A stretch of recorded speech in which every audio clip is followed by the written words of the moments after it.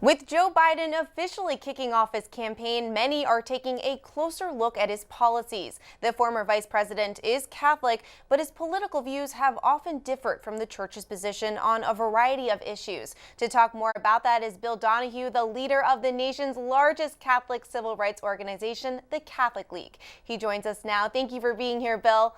Do you think Joe Biden will win over the Catholic vote policy-wise? Well, I think he probably stands a better chance than many of his competitors. He's an amiable fellow. He's well known. He's not strident and the like. But on the other hand, remember, Trump won 52% of the Catholic vote. So it's not going to be too easy to pick him off, considering the fact that whatever one might think about Trump in terms of his persona and his approach, his record on religious liberty, on abortion, on marriage is very hard to beat. So I think Joe has a very uphill climb. Now, Biden has claimed a separation between his beliefs and his policy positions. For example, during his vice presidential bid in 2012, he said he accepts the church's stance on life beginning at conception, but he doesn't think he has the right to impose that policy because he believes in a woman's right to choose. As a Catholic, should he separate the two? Well, first of all, he has it wrong by saying this it's a matter of faith here. It's a matter of science.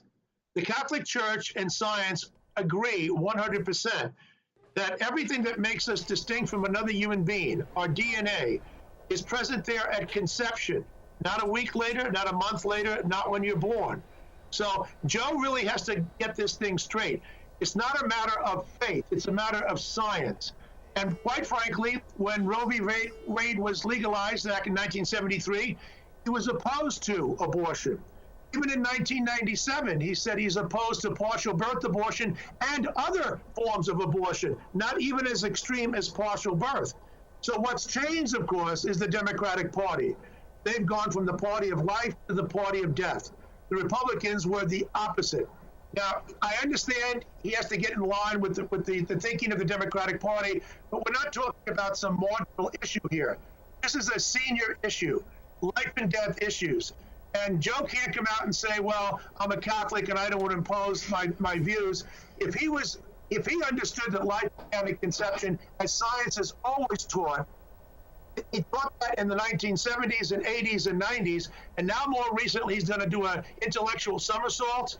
It's not going to work with Catholics. Nobody believes that argument anymore. Bill, another big issue for voters has been Biden's age. This 76-year-old addressed that on ABC's The View Friday morning. Let's listen to what he said. I think it's important for people. It's a legitimate question to ask about my age. The same question was asked to me, was I old enough when I got elected at age 29 before I was, old enough to serve? It's a question of whether or not, hopefully I can demonstrate not only with age has come wisdom and experience that can make things a lot better. Do you think age should be a factor in picking a president? Well, listen, he's up there in years, late 70s. Bernie Sanders is his rival. He's the same age, I think, or just about late 70s. So I think that'll be more of a wash. Bill, thank you so much for your time and your insight. Thank you so much.